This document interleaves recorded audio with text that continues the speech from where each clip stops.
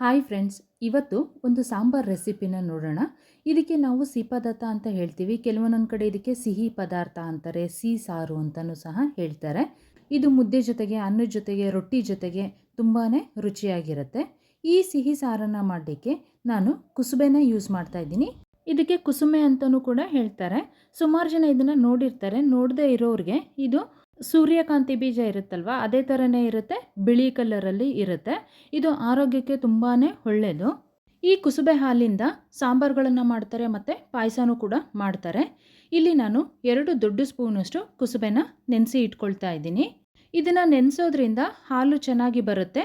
ನೆನೆಸಲಿಕ್ಕೆ time ಇಲ್ಲದೆ ಇರೋರು ಒಣ ಕಾಳಿಗೆನೆ ನೀರನ್ನು ಹಾಕಿ ಮಿಕ್ಸಿ ಮಾಡಿಕೊಂಡು ಹಾಲನ್ನು ತೆಗಿಬೋದು.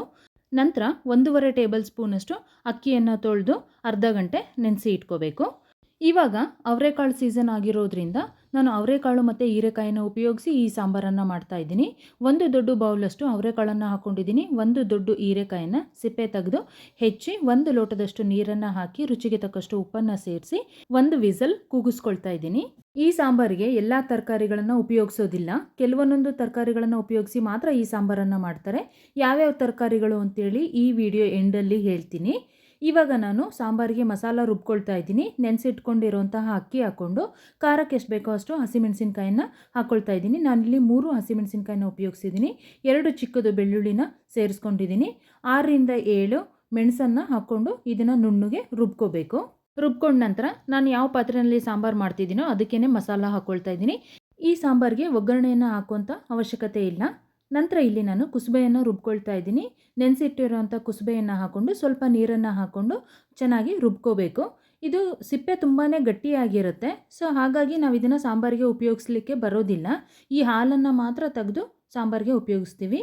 ಡೈರೆಕ್ಟಾಗಿ ನಾನು ಪಾತ್ರೆಗೇ ಈ ಹಾಲನ್ನು ಸೋಸಿ ಆ ಕುಸುಬೆ ಸಿಪ್ಪೆ ಇದೆಯಲ್ವಾ ಅದನ್ನು ತೆಗೆದು ಮತ್ತೆ ಇನ್ನೊಂದು ಸಲ ನೀರನ್ನು ಹಾಕಿ ರುಬ್ಬಿ ಹಾಲನ್ನು ತಗೋಬೇಕು.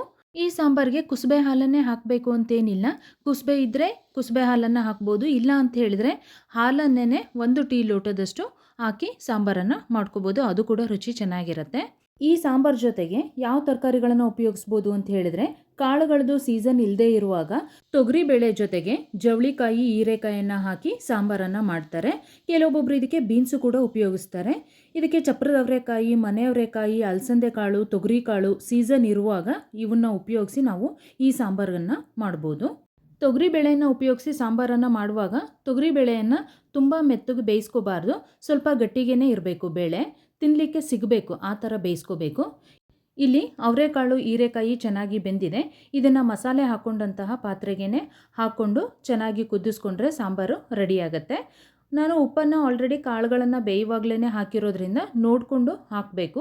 ಇದಕ್ಕೆ ಕೊತ್ತಂಬರಿ ಸೊಪ್ಪು, ಕರ್ಬೇವಿನ ಸೊಪ್ಪು ಯಾವುದನ್ನು ಸಹ ಉಪಯೋಗಿಸೋದಿಲ್ಲ. ಅಕ್ಕಿಯನ್ನು ನೆನೆಸುವಾಗ್ಲೂ ಅಷ್ಟೇ ನಾವು ಸ್ವಲ್ಪನೇ ಅಕ್ಕಿಯನ್ನು ನೆನೆಸ್ಕೋಬೇಕು. ತುಂಬ ಅಕ್ಕಿ ಹಾಕಿದ್ವಿ ಅಂತೇಳಿದರೆ ಸಾಂಬಾರು ತುಂಬಾ ಗಟ್ಟಿಯಾಗುತ್ತೆ. ಇವಾಗ ನಾವು ನೋಡಿಕೊಂಡು ಎಷ್ಟು ನೀರನ್ನು ಬೇಕೋ ಅಷ್ಟು ನೀರನ್ನು ಸೇರಿಸ್ಕೊಂಡು ಸಾಂಬಾರನ್ನು ಕುದಿಸ್ಕೋಬೇಕು. ಇದು ಕುದಿಯುವಾಗ ಸ್ವಲ್ಪ ತೆಳ್ಳಗನ್ಸುತ್ತೆ ಸಾಂಬಾರು, ಬಟ್ ತಣ್ಣಗಾದ್ಮೇಲೆ ತುಂಬಾ ಗಟ್ಟಿಯಾಗುತ್ತೆ. ರೊಟ್ಟಿ ಜೊತೆಗೆ ತುಂಬಾ ಚೆನ್ನಾಗಿರುತ್ತೆ. ಈ ಸಾಂಬಾರನ್ನು ಪದೇ ಪದೇ ಕುದಿಸಿ ಉಪಯೋಗಿಸ್ಲಿಕ್ಕೆ ಬರೋದಿಲ್ಲ. ಕುದಿಸ್ತಾ ಹೋದಂಗೆ ಅದು ನೀರು ಹೊಡೆಯುತ್ತೆ ಸಾಂಬಾರು. ಮತ್ತೆ ನಮಗೆ ಉಪಯೋಗಿಸ್ಲಿಕ್ಕೆ ಬೇಕು ಅನ್ನೋದಾದರೆ ಫ್ರಿಜ್ಜಲ್ಲಿ ತೆಗೆದಿಟ್ಕೊಂಡು ಉಪಯೋಗಿಸ್ಕೋಬೋದು.